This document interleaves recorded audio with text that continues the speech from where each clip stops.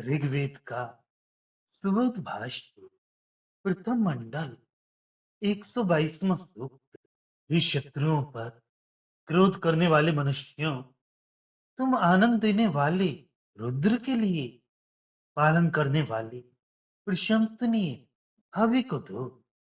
जिस प्रकार धनुर्धारी बाणों से शत्रुओं को नष्ट करता है, उसी प्रकार द्युलोक से असुरों को नष्ट करने वाले द्युलोक और पृथ्वीलोक के बीच में वीरों के साथ रहने वाले मरुतों की मैं स्तुति करता हूँ।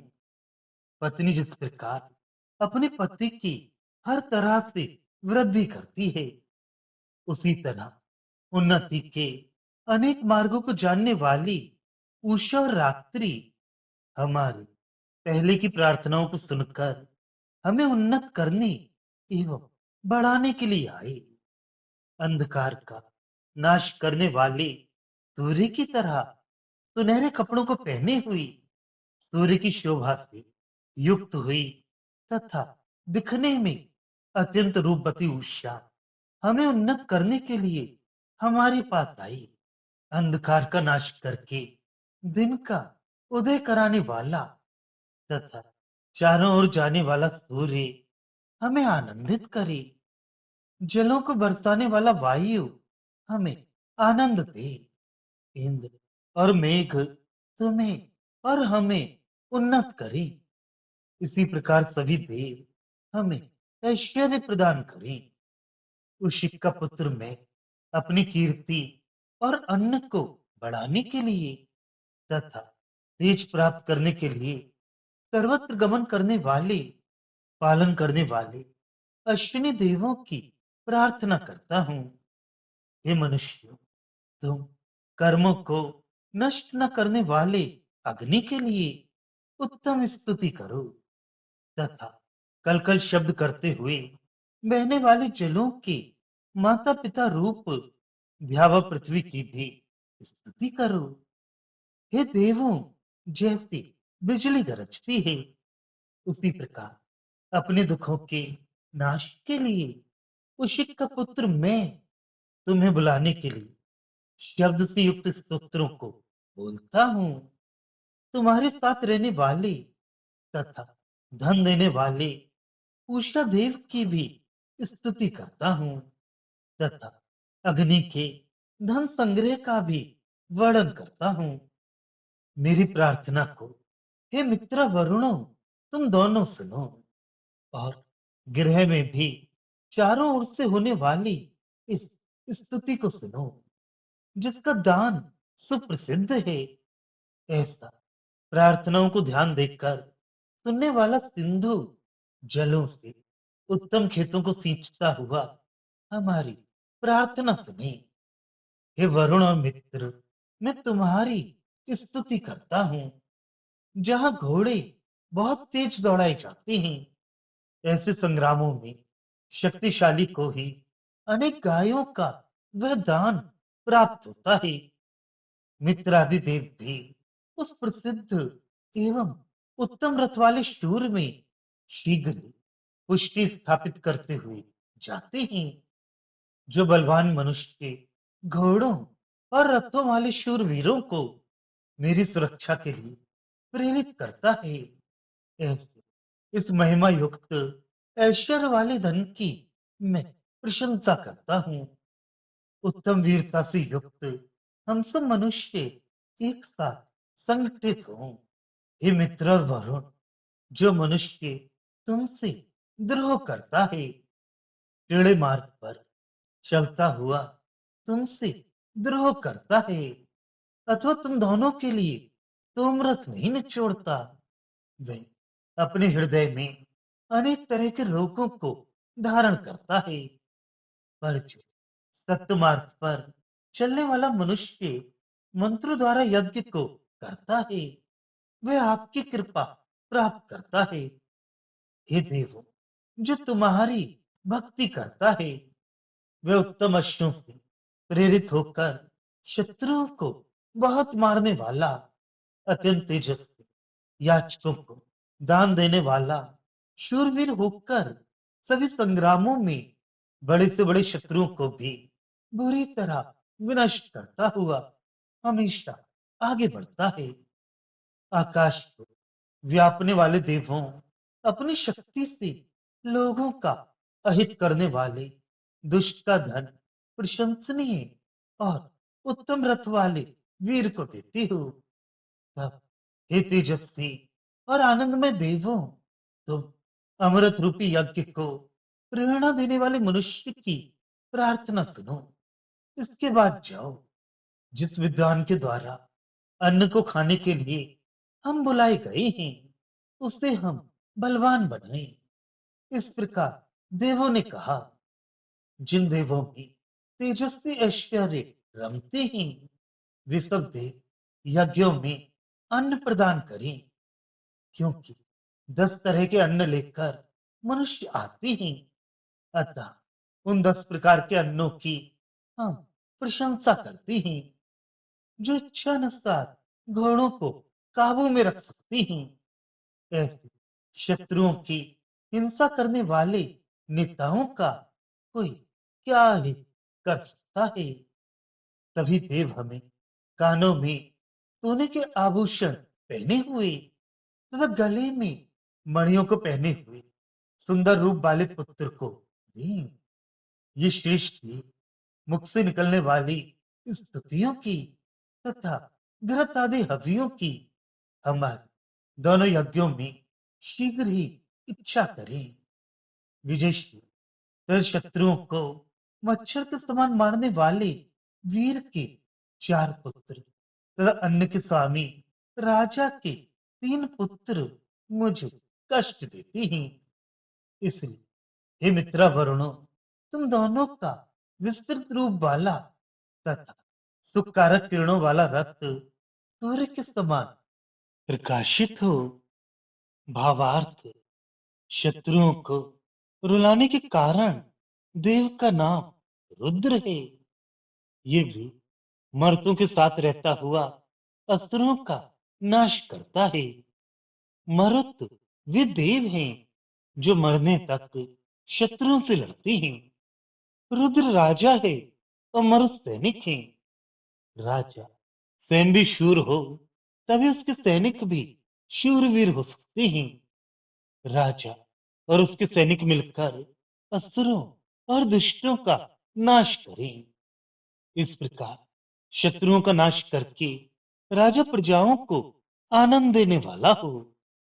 पत्नी जिस प्रकार अपने पति को सदा उन्नतिशील देखना चाहती है और उन्नति के कार्य में उसकी सहायता सदा किया करती है, उसी प्रकार उन्नति के अनेक मार्गों को जानने वाली उषा और रात्रि हमें उन्नत करें। उषा और रात्रि में उषा सदा सोने के कलावत वाले कपड़े धारण करती है और सूर्य की शोभा से युक्त रहती है। उषा की सुनहरी किरणें ही उसके कपड़े हैं और उसके बाद उदय होने वाला सूर्य उषा को अपनी शोभा प्रदान करता है। इसी तरह पत्नी अपने पति की सदा सहायता करे तथा स्वयं भी उत्तम वस्त्र पहनकर शोभा से युक्त बनी रहे और पति के साथ संयुक्त होकर पति की शोभा से सुशोभित हो। अंधकार का नाश करने और दिन लाने वाला सर्वत्र संचारी सूर्य हमें सब सुख प्रदान करे। वायु जल बरसाकर हमें आनंद दे। इंद्र और मेघ हमें उन्नत करें तथा सभी देवगण हमें हर तरह से सुखी रखें। मनुष्य को अपने जीवन सुखमय बनाने के लिए देवों की सहायता अवश्य प्राप्त करनी चाहिए। अनेक प्रकार की कामना करने वाले मनुष्य को चाहिए कि वह अपनी इच्छाओं को प्राप्त करने के लिए सब देवों की शरण में जाए और उनकी प्रार्थना करे। अश्विनी देव सब जगह जाकर लोगों का पालन करने वाले हैं। अग्नि कर्मों का प्रेरक है। धूलोक और पृथ्वी जल बरसाते हैं। इस प्रकार सभी देव मनुष्यों की सहायता करती और उसे यश एवं अन्नादि ऐश्वर्य प्रदान करती हैं। देवों की श्रद्धा पूर्वक स्तुति करने से हर प्रकार का दुख दूर होता है। ये देव धन देने वाले और पोषण करने वाले हैं। इनके पास धन का बहुत बड़ा संग्रह है, पर इनका धन संग्रह दान करने के लिए ही है। इसी तरह मनुष्य धन संग्रह अवश्य करे, पर उनका धन संग्रह अपने स्वार्थ के लिए ना होकर निर्धनों को दान करने के लिए हो। धन की उत्तम उपयोगिता दान में ही है। मित्र के समान हितकारी और वर्णीय देव हमारी प्रार्थना सुने तथा यज्ञ गृह में चारों ओर से होने वाली स्तुति भी सुने। जल के देवता सिंधु का दान सर्वत्र सुप्रसिद्ध है। वे जल बरसाकर जलदान द्वारा लोगों पर जो उपकार करता है वह सर्वत्र सुप्रसिद्ध है। वह हमारी प्रार्थना सुने और खेतों को यथा समय जल से सींच कर हमारे खेतों को उपजाऊ बनाए। भयानक संग्रामों में केवल वही विजय प्राप्त कर सकता है जो वीर हो और देवों का भक्त हो।